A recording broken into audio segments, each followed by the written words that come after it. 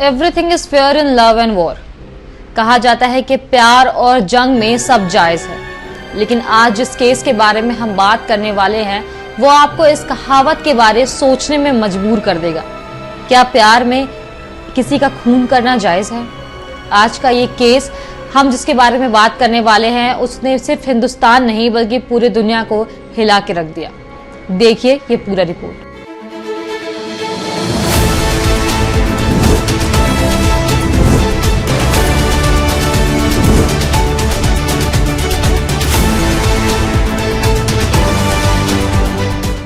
एक मासूम लड़की जिसने प्यार में सारी हदें पार कर दी, जिसने प्यार में कोई मजहब कोई धर्म नहीं माना। एक ऐसी लड़की जो जिंदगी अपने शर्तों पर जीना चाहती थी। एक ऐसी लड़की जो अपने प्यार के लिए, अपनी मोहब्बत पाने के लिए घर की सारी दहलीज को बिना हिचकिचाए लांग गई। वो श्रद्धा जिसने मोहब्बत के लिए सब कुछ कुर्बान करने का फैसला किया, जिसने आफताब को दिल देकर उसके साथ जीने मरने की कस्में खाई थी।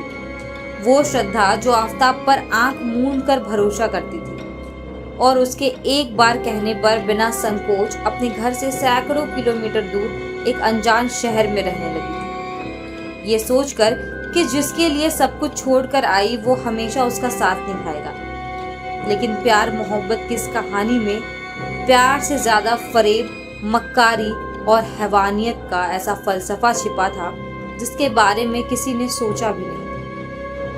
श्रद्धा और आफताब मुंबई के रहने वाले थे। ये दोनों ऑफिस में मिले और दोनों में बातचीत शुरू हो गई। ये बातचीत दोस्ती में बदली और धीरे धीरे दोस्ती ने प्यार का रूप ले लिया। जब श्रद्धा ने आफताब के बारे में अपने घर में जिक्र छेड़ा, उसके बारे में माता पिता को बताया, तो उन दोनों ने इस रिश्ते को नामंजूर कर दिया। मगर घर और समाज की परवाह ना करते हुए श्रद्धा ने आफताब के साथ अपनी लाइफ जीने का फैसला कर लिया।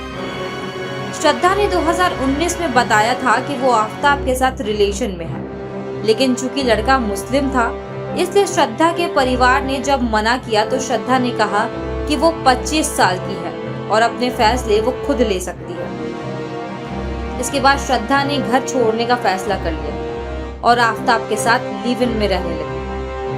कुछ समय तक तो सब ठीक चल रहा था, लेकिन फिर एक बार श्रद्धा ने फोन कर अपनी माँ को बताया कि आफताब उसके साथ मारपीट करता है। लेकिन कुछ दिनों बाद जब श्रद्धा की माँ की मौत हुई तो 2020 में वो वापस घर आई और मारपीट की कहानी अपने पिता को बताया। जब पिता ने बेटी को घर रुकने को कहा तभी श्रद्धा के पिता के मुताबिक इसके बाद आफताब ने श्रद्धा से माफी मांगी और फिर दोनों साथ रहने लगे। पुलिस सूत्रों के मुताबिक इसके बाद श्रद्धा और आफताब मई 2022 में दिल्ली शिफ्ट हो गए और फिर पिता ने भी बेटी से बातचीत करना बंद कर दिया।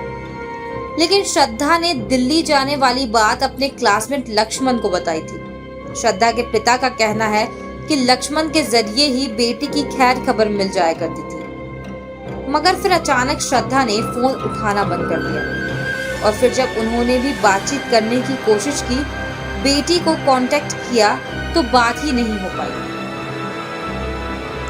श्रद्धा को क्या पता था कि जिस आफताब पे उसने वापस से विश्वास करके सब कुछ छोड़ के उसके पास गई, वो आफताब उससे ये आखिरी माफी मांग रहा है। उसे क्या पता था कि उसके बाद आफताब उससे उसकी सबसे कीमती चीज, उसकी जिंदगी ही ले लेगा। जी हाँ, श्रद्धा और आफताब दिल्ली में 8 मई को पहुंचे थे। उसके बाद पहाड़गंज के एक होटल में एक दिन रुके, फिर वहीं आसपास के किसी इलाके में हॉस्टल में रहे, फिर मोहाली के मकान में 15 मई को शिफ्ट होने का फैसला किया। आफताब मोहाली के मकान में पहले खुद शिफ्ट हुआ और अगले दिन श्रद्धा को ले गया। पुलिस के मुताबिक आफताब ने पूछताछ में बताया कि दोनों के बीच अक्सर झगड़ा होता रहता था। श्रद्धा आफताब पर शादी के लिए दबाव बना रही थी और आफताब के कई दूसरी लड़कियों से भी रिश्ते थे और श्रद्धा को उस पर शक हो रहा था।